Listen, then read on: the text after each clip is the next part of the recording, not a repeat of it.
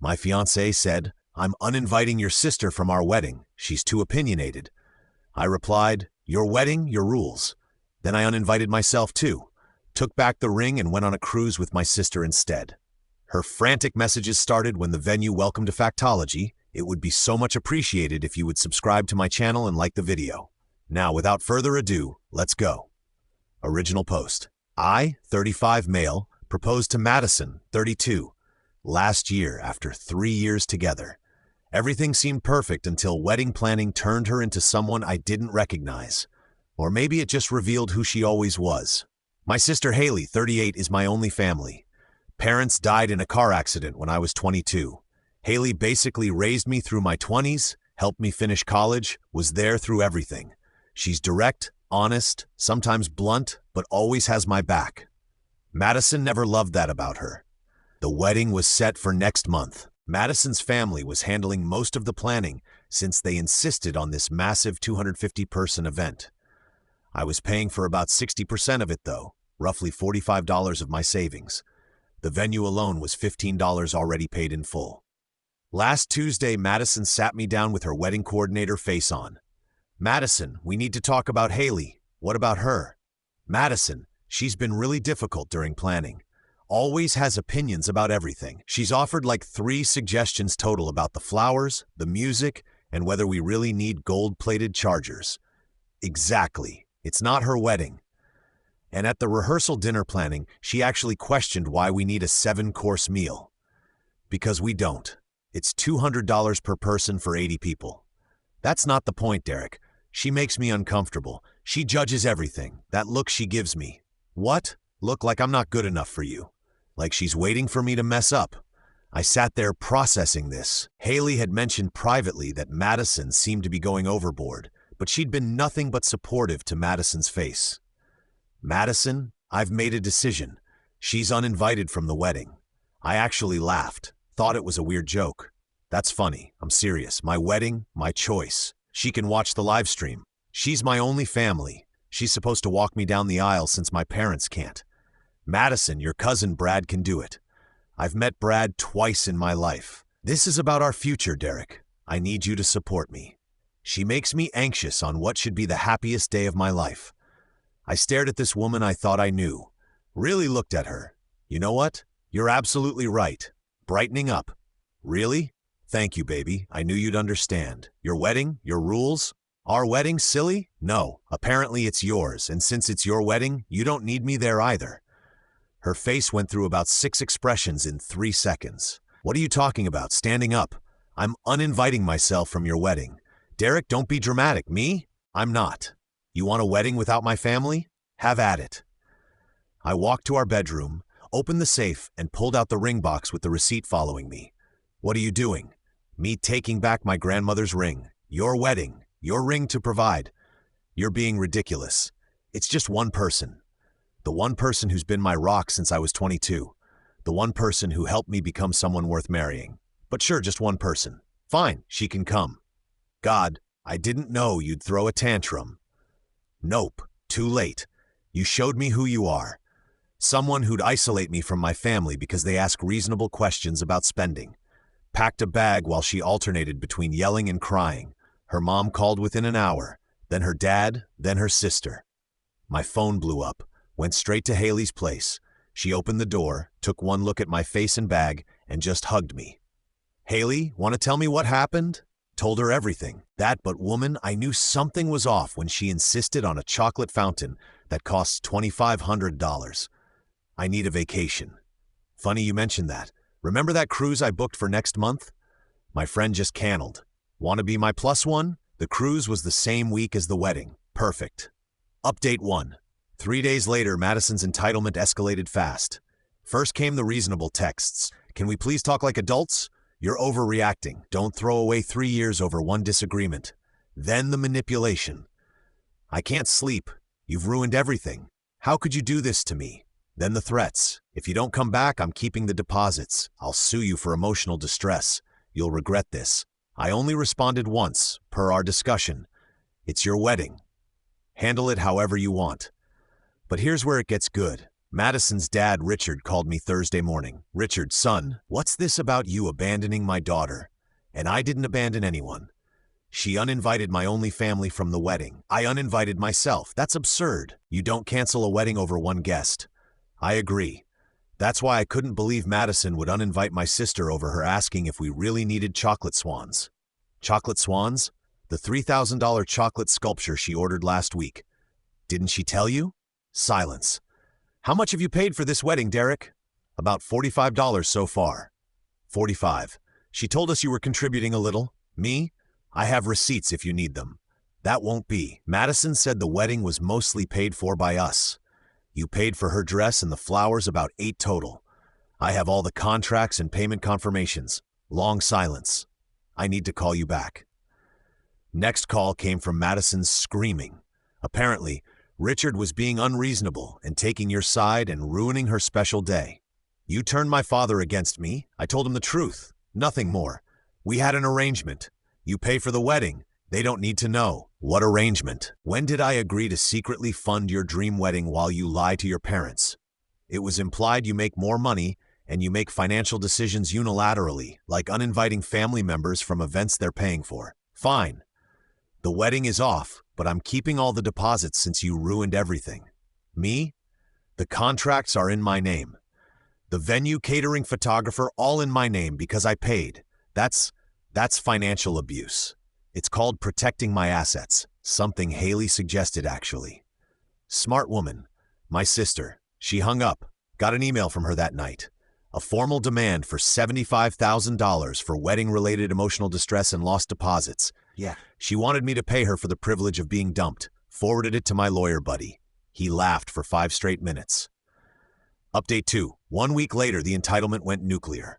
Madison changed the narrative on social media.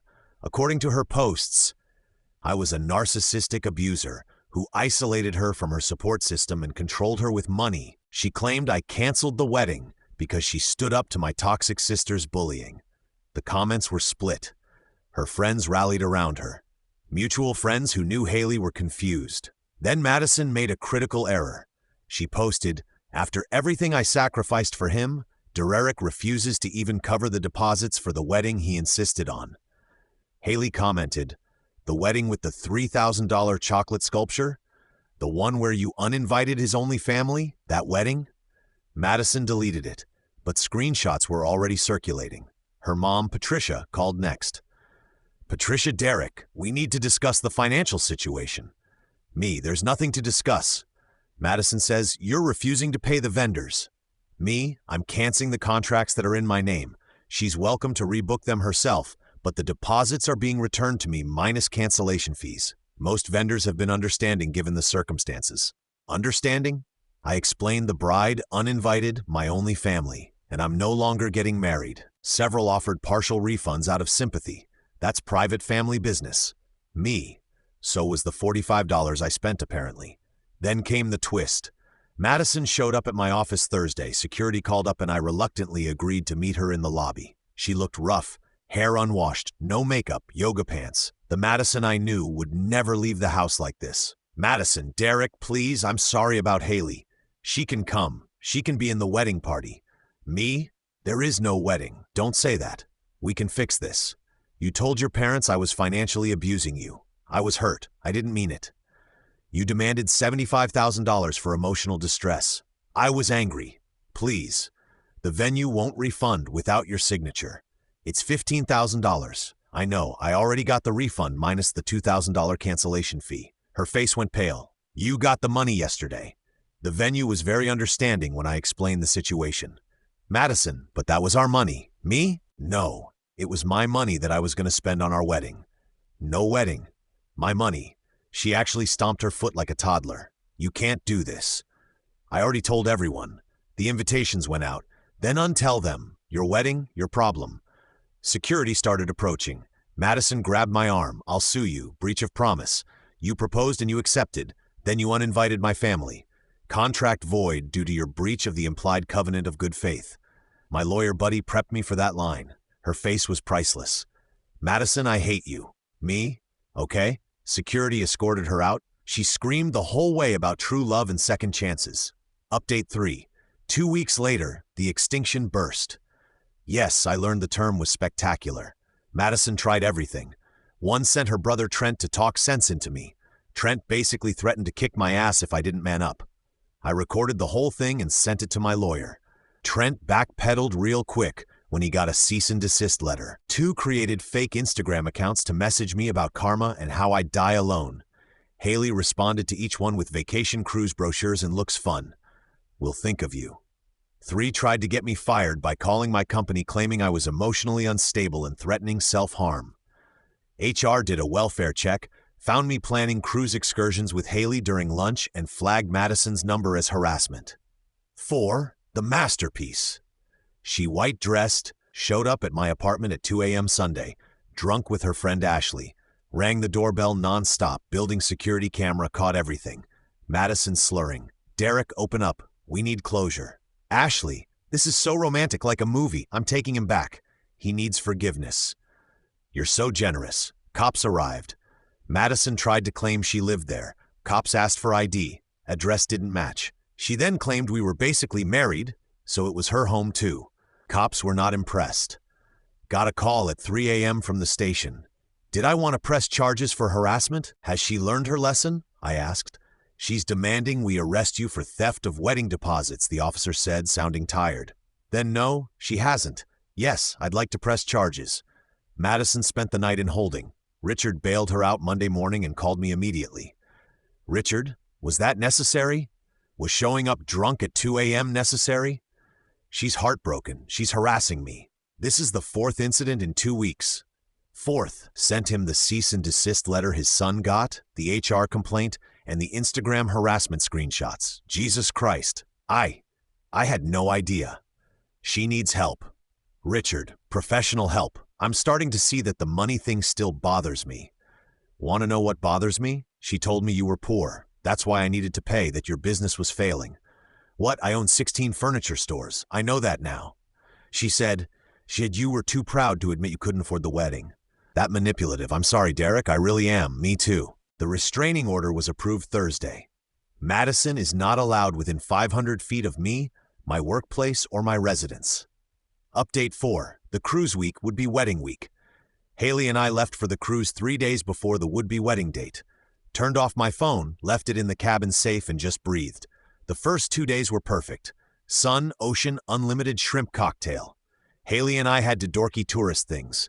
Towel animals, formal night photos, trivia contests. She won a ship trophy for naming the most Hitchcock films. I tilted at pool volleyball. Day 3.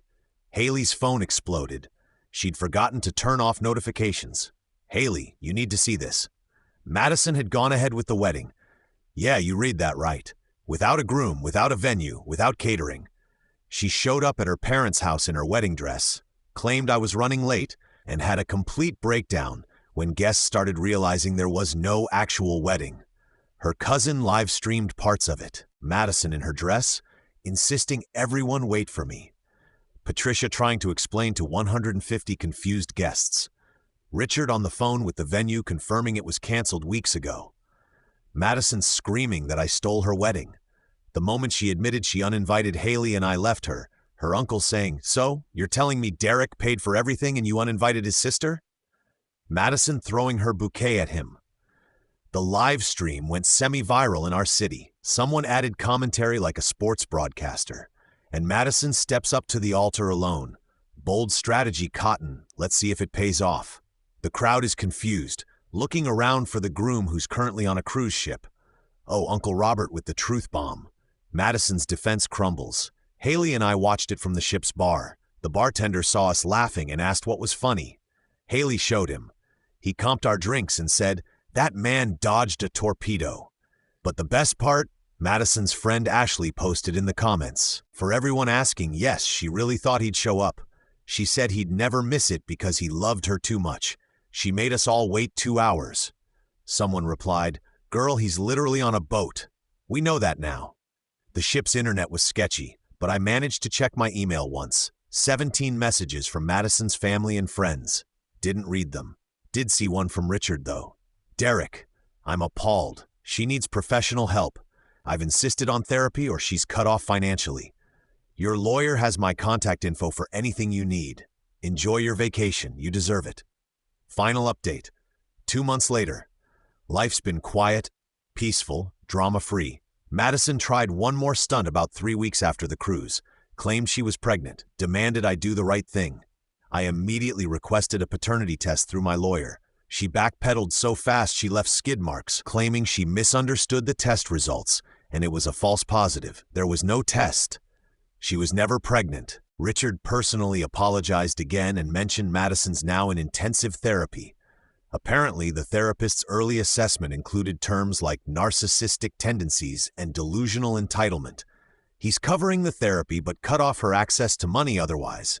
She's living with them, working at one of his stores, and has to earn everything herself now. Plot twist. Brad, my cousin who Madison wanted to walk me down the aisle, he messaged me last week. Turns out Madison had been DMing him during our engagement, suggesting they should get to know each other better for family unity. He thought she was hitting on him and was too uncomfortable to say anything. Man, the bullets I dodged could fill an armory. The ring sold it. Grandma's ring went to Haley. Grandma would have wanted her to have it anyway since she actually knew her. Used the money from the contemporary setting to take a solo trip to Iceland. Saw the Northern Lights. Met a fellow tourist named Jerome who'd also just escaped a toxic relationship. We bonded over terrible ex stories and good whiskey. No, it's not a romance, just two dudes who became friends over shared trauma and appreciation for geothermal spas.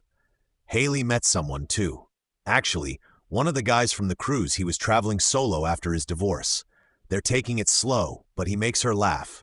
First time I've seen her really happy in years. The money I saved from the canceled wedding, invested most of it. The rest went to clearing Haley's student loans. She cried, said I didn't have to. I said neither did she when she spent her 20s raising me instead of living her life. Madison still texts from random numbers occasionally, usually around 1 a.m.